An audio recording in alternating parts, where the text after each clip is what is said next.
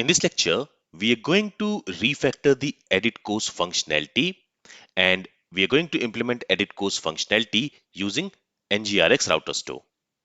So if I go to VS Code, here if I go to source folder, in there if I go to app folder, and in there if I go to courses folder, there we have the state folder, and if I go to CourseState.ts file, there you will see that we have this isEditMode, and this we are using to check if we are editing a course or we are creating a course.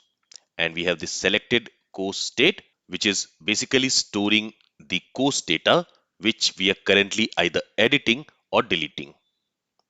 But now we don't need these two states, so we are going to remove it, but we will not do it right now.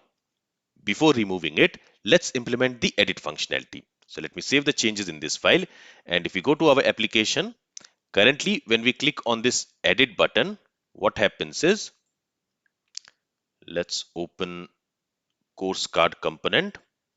So there, when the edit course button is clicked, first we are dispatching the show form action, which displays the edit form, so basically which displays this form. And after that, we are also dispatching this set edit mode action to set the edit mode to true, and we are dispatching this set selected course action to set the selected course to the current course. But now what I'm going to do is I'm going to remove these two lines, and instead what we are going to do is, when the edit button is clicked, first we will show the form, and after that, here we have an instance of router, so we'll say this dot router dot, and here I'm going to use a method navigate by URL, and in there let me use backticks, and here I want to navigate the user to /courses, and after that I want to add some query parameters. First I want to add the ID query parameter, and in here I'm going to use this template literal syntax to get the ID of the current course for which the edit button has been clicked. Here we have the course object. On that, I'm going to access the ID property. So this is going to give us the course ID. Okay, actually this should be this.course.id. Okay, and after that I also want to set the edit to true. So edit is our second query parameter, and if this edit query parameter is present in the URL and if it is set to true, that means currently we are in the edit mode.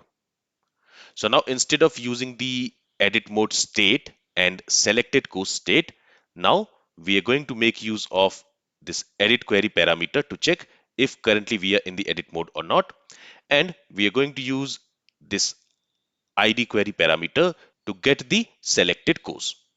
So this will be the first step. If I save the changes and if we go to our application, and when I click on the edit button of one of the course, you will see that the form has opened, and in the URL we have the ID query parameter as well as edit query parameter.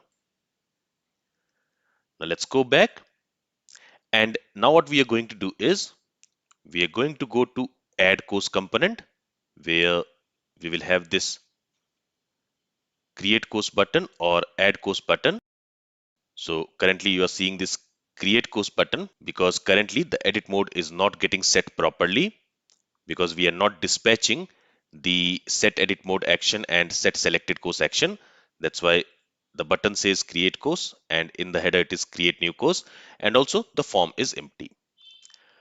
But now what we are going to do is, in the AddCourseComponent.ts file, inside this ng on init, we are going to set this edit mode to true or false based on this query parameter.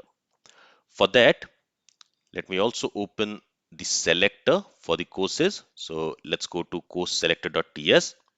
And here what I will do is I will change this name from getCourseById to getCourseById Params, because here we are getting the course using an ID, and this ID we are reading from the route parameter.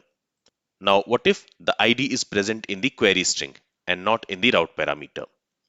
So for that, in this same way, I am going to create another selector, and this I'm going to call as getCourseById query params.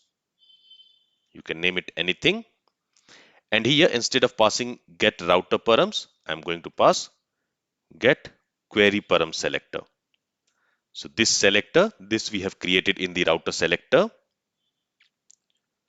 So if I expand this store folder, in there we have the router folder, and in there in the last lecture we created this get query param selector, which is going to return us the query parameters from the currently active route, right? So from that query parameter, so this query parameter, we are going to receive it inside the params parameter, which is going to be of type params. So from there, we are going to read the id query parameter. We are going to read the value of id query parameter, and based on that, we are going to select a course.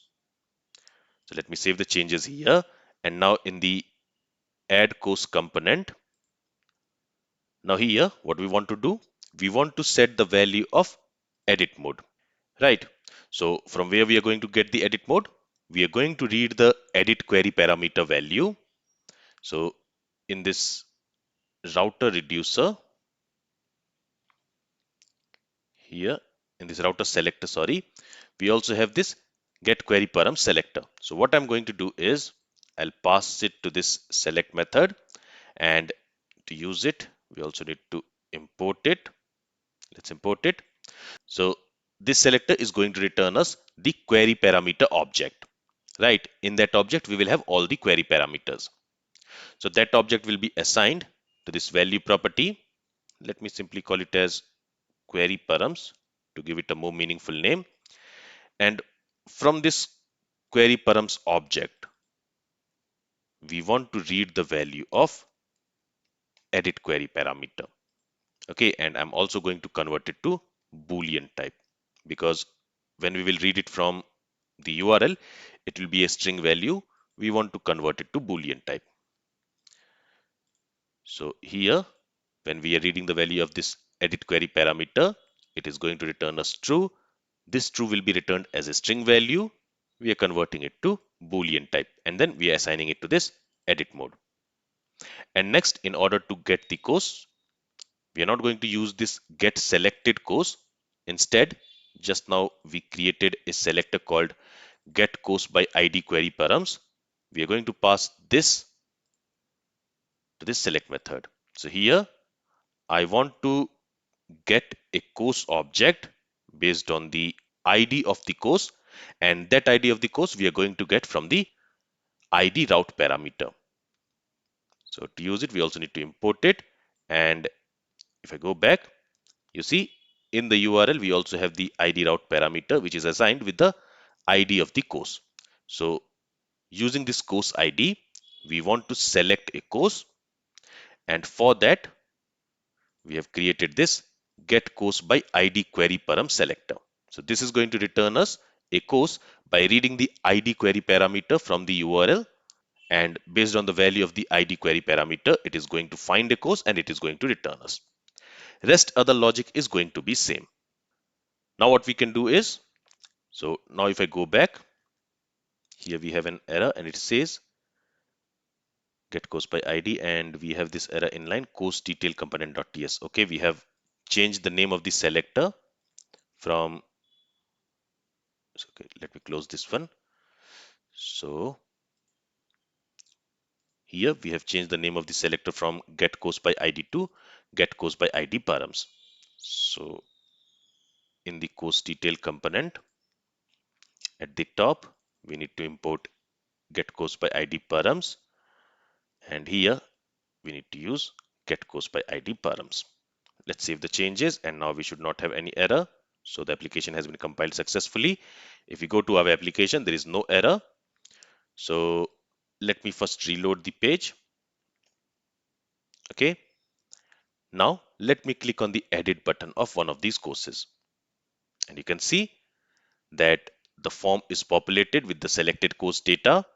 And since the edit mode is true, that's why we can see this message, update the course, and this update course button.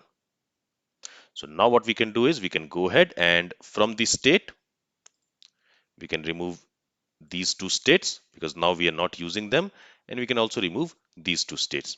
Now, since we have removed the states, we will have to do a lot of changes now.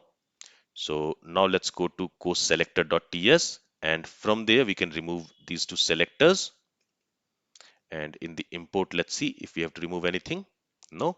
So this file is okay. Let's go to CourseReducer.ts, and from here we can remove this set edit mode because we are not using it anymore. And we can also remove set selected course. Okay, and from the import also we can remove set edit mode and set selected course. Let's save the changes. Now let's go to course effects. Here we don't need to do any changes, but in the course action.ts we can remove set edit mode and set selected course. So these two actions we can remove because we are not using it anymore. And now because of this we have error in course card component. So if I scroll to the top, from here we can remove these two import statements. Let's save the changes. Let me close this file. We also close this course action.ts file. Let me close this course reducer.ts file, and in the add course component also we have error. So if we go to the top, so since we have removed this set edit mode and set selected course action from the courses action.ts file, they're not available. So we can also remove these actions from here, and we can also remove these selectors. Save the changes and let's scroll down. So we don't need to dispatch these two actions. Okay, because now we are reading the edit mode as well as the selected course from the query parameter. So we can also remove that. Let's save the changes. And finally, so we have removed all the traces of isEditMode and selected course from add course component and also the course card component as well as from the course detail component. Now let's go to CourseComponent.ts file. And in there also we are using this set edit mode. So let's remove it from there. Okay. And yeah, from here also we don't need to dispatch this set edit mode. So I'm going to remove this. Let's save the changes. And now let's quickly check if the application is compiling. So the application has compiled successfully. So what we have done is now we have removed all the traces of isEditMode state and selected course state. So all the related actions, reducers, and the selectors we have deleted. And we have also removed the import statements for these selectors and actions from all the required files. So now when we go ahead and when we try to edit an application, if I click on this edit button, you will see that we are in the edit mode, and we can also see the details of the course for which we want to edit the detail. So for example, here, let's say if I say Angular 0 to Hero 2025, and let's change the price to 89.99. Let me update the course, and you can see that the course detail has been updated and the price is also updated. Let me also edit this course. So I'll simply remove this extra text from here, and let's click on this update course button. So now this course is also updated. Now let's also check the create course functionality. So you see when we are clicking on the create course button, there also currently we are in the edit mode, and since we also have an ID in the URL in the query parameter, the details of the course with that ID is displayed in this form.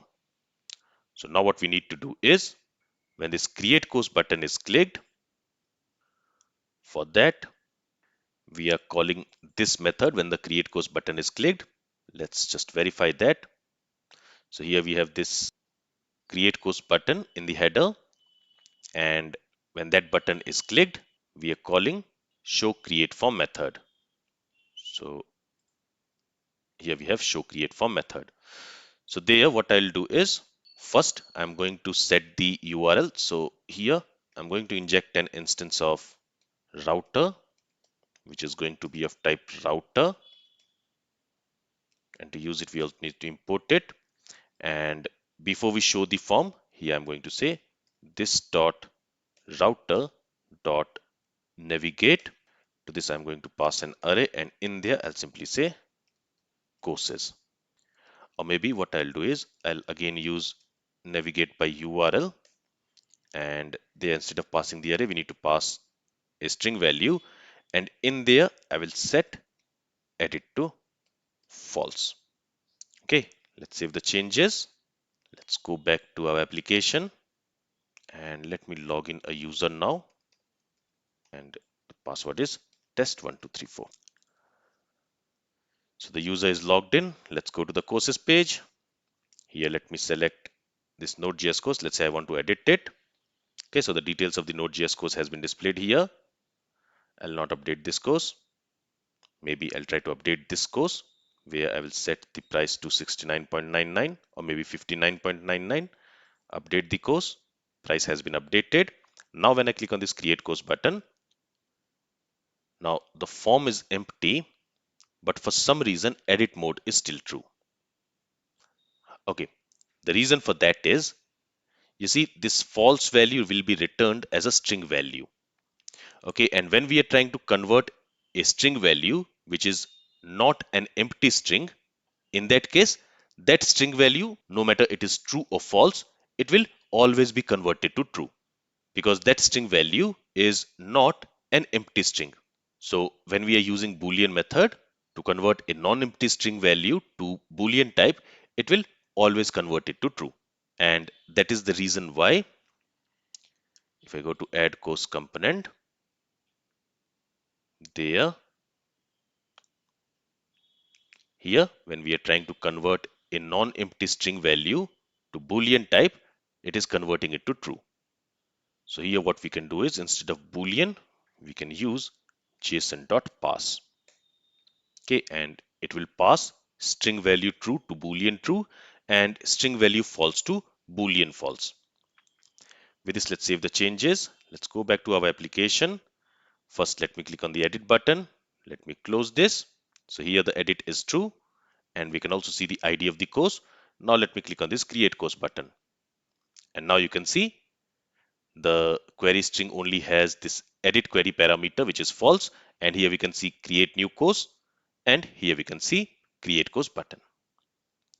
So this is done. Let's quickly try to create a new course. So let's say the course title is React the Complete Guide.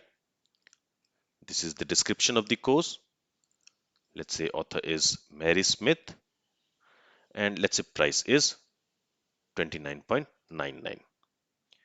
And here, let me select an image for the course. And let's click on this create course button. So now you can see the course is also created and you can see it listed here. Also, if I initialize the courses component, it should read the courses from the database. So there also the course is created and now this React course has been read from the database. All right, so this is all I wanted to cover in this lecture. If you have any questions from this lecture, then feel free to ask it. Thank you for listening and have a great day.